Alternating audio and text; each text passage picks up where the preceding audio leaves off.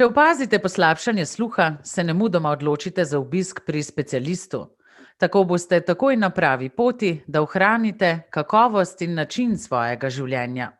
Splošen nasvet je, raje ne kupujte slušnih pripomočkov po spletu, temveč izkoristite zdravstveno zavarovanje. Tako boste zagotovo dobili kakovosten slušni aparat. Čas je dragocen, kar velja tudi pri rehabilitaciji sluha. Prej, ko se boste odločili za slušni pripomoček, boljše koristi boste imeli od njega. Okolikor ste že uporabnik slušnega aparata, veste, kako pomembno je, da se naučimo z njim poslušati. Pri tem je ključno vaše sodelovanje z akustikom, ki deluje pri vašem dobavitelju slušnega aparata.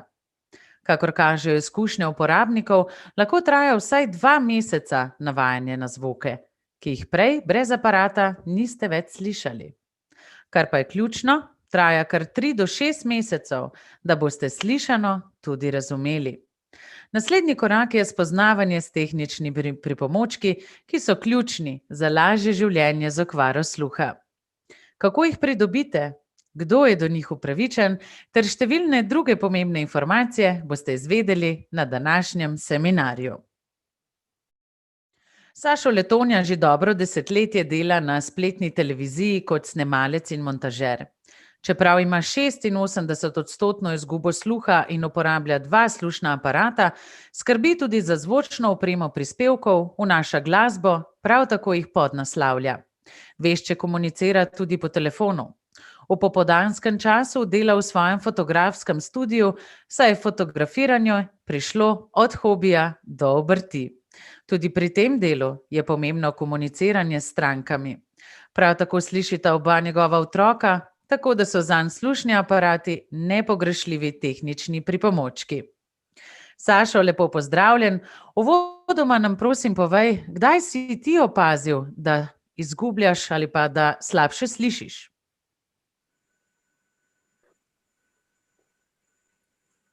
Torej, sluh sem začel izgubljati že mogoče pri starosti 5-6 let, tam pri 5-6-7 letih.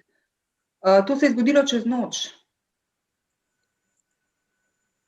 Potem pa v vrtcu, opazili so, da v vrtcu, da ne spremljam, da ne poslušam, da ne spremljam govora in da v bistvu, da ne slišim. Potem v 1. razredu osnovne šole sem šel v slišečo šolo na začetku in imel sem velike težave. Nisem mogel spremljati predavanj, govora učiteljice, ni mi šlo. Težko, zelo težko je bilo. Večkrat sem prepisoval od svojih sošolcev in gledal, kaj pišejo sošolci zraven mene. In učiteljici se je zdelo čudno, zakaj ne sledim njej in zakaj prepisujem od sošolcev. In to je trajalo tam nekje do 5. razreda osnovne šole. Vmes v 2. razredu, ko mi je šlo zelo težko, me je učiteljica tudi večkrat udarila, večkrat me je tepla, ker je mislila, da ne spremljam pouka, zato ker sem nagajiv, ampak v bistvu pa ne, meni je bilo težko, ker nisem slišal predavanj in pouka. In to je potem vplivalo tudi na celoten razred, na vse sošolce in bilo mi je zelo težko. Težko sem spremljal predavanja in sledil pouku. In večkrat sem se potem sam učil doma, bral iz knjig, iz zvezkov in tudi starši so mi veliko pomagali, ampak bilo je še premalo. Pogrešal sem tisto razlago, dodatno razlago, ki pa je ni bilo.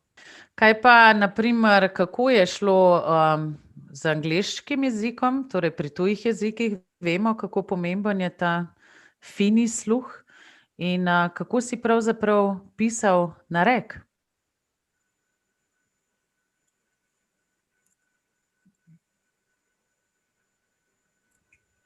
Moral sem pisati narek, seveda, tako kot vsi ostali sošolci, sošolke, ampak žal moj list je bil vedno prazen. In vedno sem dobil 1. In res sem se mučil, matral, ampak nisem slišal in nisem zapisal potem ničesar. V 5. razredu pa sem se potem odločil za slušne aparate. In to mi je močno spremenilo življenje. Boljše sem slišal, lažje sem sledil pouku, lahko sem se pogovarjal s sošolci, lahko sem spremljal predavanje, vsemu sem lahko sledil. In na koncu potem pa seveda tudi pri nareku je bilo pravo olajšanje. Prej sem vedno dajal prazne liste papirja in potem sem lahko na tak način tudi izboljšal seveda svoje ocene. Pri angleškem oziroma tujem jeziku žal nisem bil upravičen, moral sem se učiti angleščino, tako kot ostali sošolci, ampak več sem to delal pisno, verbalno pa niti ne, ampak samo pisno. Samo pisno sem nekako sodeloval, vseeno pa mi je bilo zelo, zelo težko spremljati angleški govor, učiteljico za angleški jezik, dobil sem dodatno pomoč tudi od sošolcev, ki so si vzeli čas in me učili angleško in pa velikokrat sem tudi gledal filme. Dal sem si slušalke na ušesa in sledil podnapisom, poslušal angleški govor, bral slovenske podnapise in se na tak način učil, tako da sem izboljšal znanje angleščine. Kakšna aparata danes uporabljaš? Morava malo več torej se posvetiti zdaj tudi tehnologiji, ki ti lajša življenje. Pa mogoče, če lahko vsaj poskusiš, radi bi te vsaj malo slišali, da nam bodo ljudje verjeli, da ti pravzaprav tudi govoriš in znaš znakovni jezik. V redu. Trenutno zdaj uporabljam standardni slušni aparat. Standardni slušni aparat uporabljam vse skozi na obeh ušesih. Trenutno imam na levi ušesi več izgubo kot na desnem. Ampak standardni slušni aparat pa mi pa omogoča dokaj normalno spremljanje, poslušanje, pogovora, tudi klica s telefonom. Tako da načeloma ni taki veliki težav, ampak se pa zgodi, da kakšno besedo preslišim, kakšno besedo spustim, pa tako pač opozorim na to, da sem naglušen in se pač vsi tudi trudijo se z mano pogovoriti, večinoma tudi si pomagam z odčitavanjem z ustnic. Kako pa doma gledaš na primer televizijo? Predpostavljam, da ni vse zelo na glas, torej kako spremljate z družino televizijo? Televizijo gledam v bistvu dokaj normalnim jakostjo, se pa zgodi, da tudi kaj spustim. Ampak načeloma si pomagam s tem, da si preberem z ustnic, da pač tisto, kar v bistvu mi pomanjkljive besede, s tem nekako sam povežem in bolj hitro, lažje pride do razumevanja vsebin, kaj pač hoče na televiziji nekaj povedati. Kaj pa na primer v službi? Kakšne tehnične pripomočke uporabljaš? Tehnične pripomočke uporabljam večinoma na glavne slušalke pri montaži in tako, da v bistvu pri normalni jakosti jaz normalno montiram, urejam zvoke. Če pa recimo slušalke ne pomaga dosti, pa to si pač pomagam s tem, da imam jaz potem neko indukcijsko zanko, ki si dam okoli vratu in potem priklopim na računalnik in si na aparat pritisnem na T način in potem normalno poslušam in dalje tudi montiram. Ampak kako pravzaprav komuniciraš tudi po telefonu, glede na to, da tvoji aparati so standardni, ne povezujejo se z Bluetoothom, to pomeni, da si ne predstavljam pravzaprav, kako slišiš telefonski pogovor? Načeloma si da na mobitel jakost do konca. In potem, ko jaz se javim, pa se prilagodim, je pa zelo odvisno od govorca, včasih eni govorijo zelo potiho, eni govorijo na glasno, tako da jaz jakost uravnavam s pomočjo jakosti zvočnikov ali pa slušnega aparata. Je pa malo težje, če pa je v hrupnem okolju, tako da v bistvu se nekako truditi. In treba se truditi poslušati. Okay.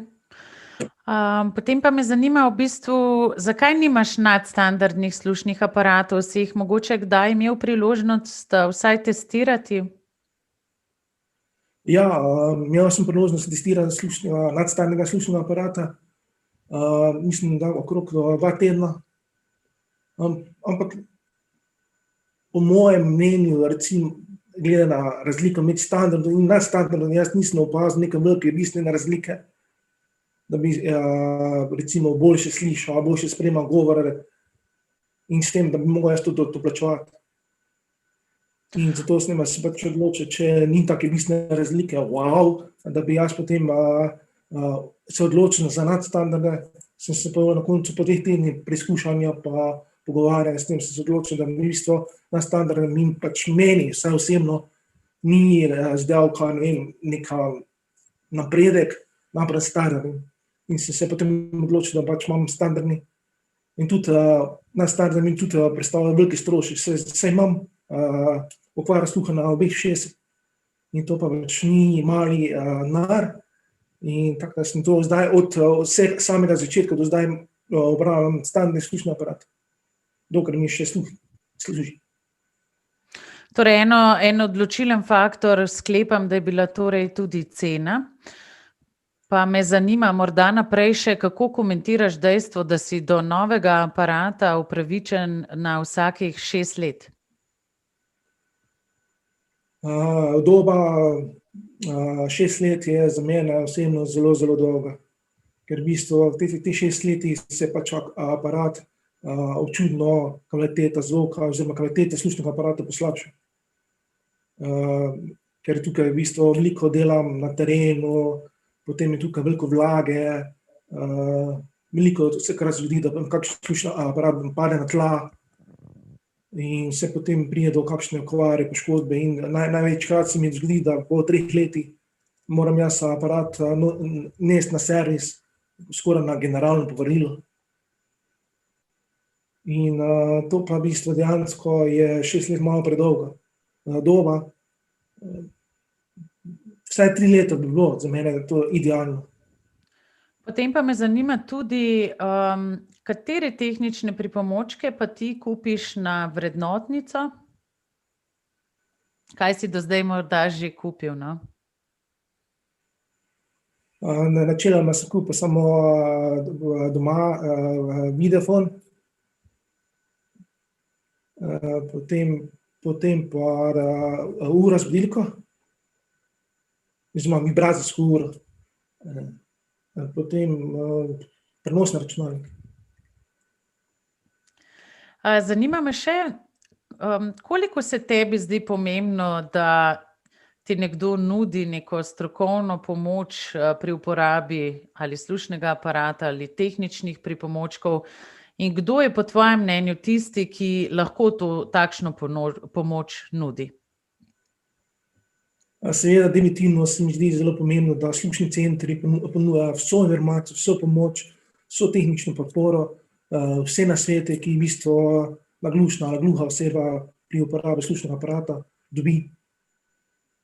Ker načeloma samo, da v bistvu dobiš slušni aparat, pa se na takšni ni dovolj.